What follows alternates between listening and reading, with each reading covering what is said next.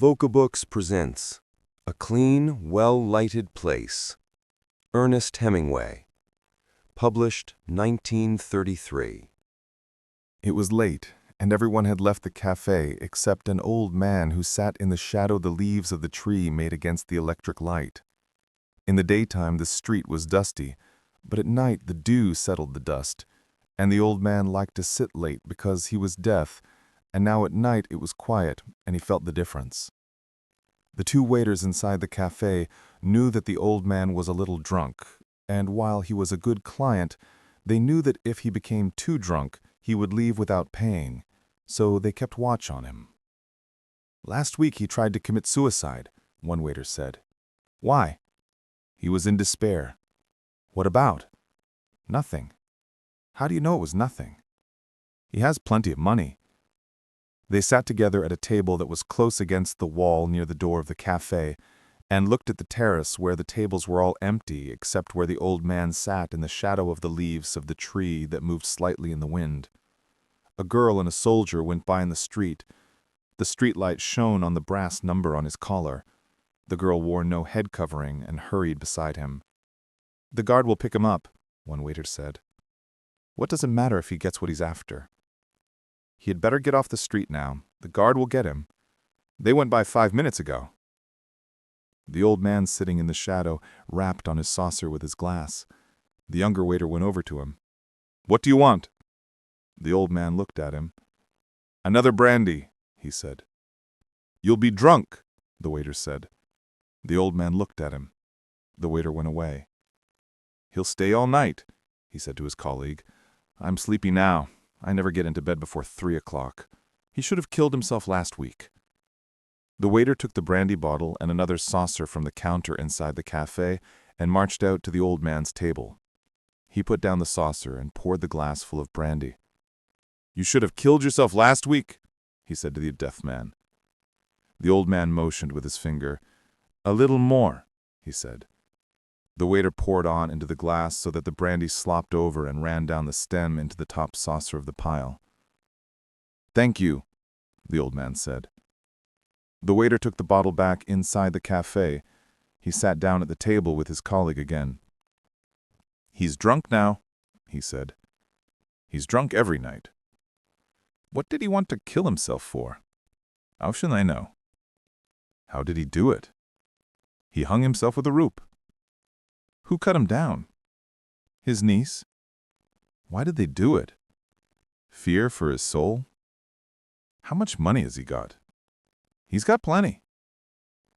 "He must be 80 years old." "Anyway." "I should say he was 80. I wish he would go home. I never get to bed before 3 o'clock. What kind of hour is that to go to bed?" "He stays up because he likes it." "He's lonely." "I'm not lonely. I have a wife waiting in bed for me." "He had a wife once, too." "A wife would be no good to him now." "You can't tell. He might be better with a wife." "His niece looks after him." "I know. You said she cut him down." "I wouldn't want to be that old.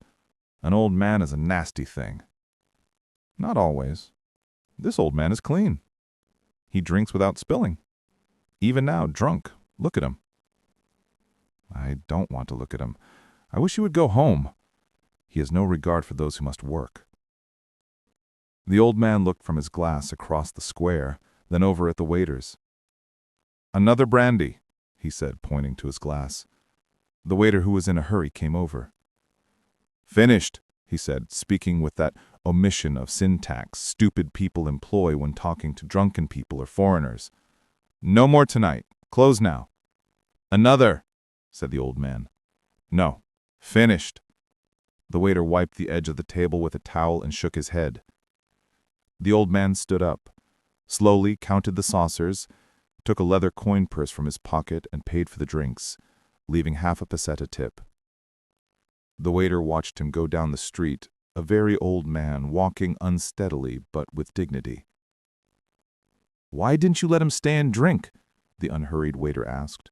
They were putting up the shutters. "It is not 2:30. "I want to go home to bed." "What is an hour?" More to me than to him. An hour is the same. You talk like an old man yourself. He can buy a bottle and drink it home. It's not the same. No, it is not, agreed the waiter with the wife. He did not wish to be unjust. He was only in a hurry. And you? You have no fear of going home before your usual hour? Are you trying to insult me? No, hombre, only to make a joke. No, the waiter who was in a hurry said, rising from pulling down the metal shutters. I have confidence. I am all confidence. You have youth, confidence, and a job. You have everything. And what do you lack? Everything but work. You have everything I have. No, I have never had confidence, and I am not young. Come on, stop talking nonsense and lock up. I am of those who like to stay late at the café, with all those who do not want to go to bed, with all those who need a light for the night. I want to go home and into bed. We are of two different kinds, the older waiter said. He was now dressed to go home. It is not only a question of youth and confidence, although those things are very beautiful. Each night I am reluctant to close up, because there may be someone who needs the café. Hombre, there are bodegas open all night long. You do not understand. This is a clean and pleasant café. It is well lighted. The light is very good, and also now there are shadows of the leaves of the tree that move slightly in the wind. Good night, said the younger waiter. Good night, the other said, turning off the electric light. He continued the conversation with himself. It is the light, of course, but it is necessary that the place be clean and pleasant. You do not want music. Certainly you do not want music. Nor can you stand before a bar with dignity, although that is all that is provided for these hours. What did he fear? It was not fear or dread. It was a nothing that he knew too well. It was all a nothing, and a man was nothing too. It was only that, and light was all it needed, and a certain cleanness and order. Some lived in it and never felt it, but he knew it all was nada, y pues nada. Our nada, who art in nada, nada be thy name, thy kingdom nada, thy will be nada in nada, as it is in nada. Give us this nada, our daily nada, and nada us our nadas, as we nada our nadas, and nada us not into nada, but deliver us from nada, pues nada. Hail nothing, full of nothing, nothing is with thee. He smiled, and stood before a bar with a shining steam pressure coffee machine. What's yours? Asked the barman. Nada. Otro loco más, said the barman and turned away. A little cup, said the waiter. The barman poured it for him. The light is very bright and pleasant, but the bar is unpolished. The barman looked at him, but did not answer. It was too late at night for conversation. You want another copita? The barman asked. No, thank you, said the waiter and went out. He disliked bars and bodegas. A clean, well-lighted café was a very different thing. Now, without thinking further, he would go home to his room. He would lie in the bed, and finally, with daylight, he would go to sleep. After all, he said to himself, it is probably only insomnia.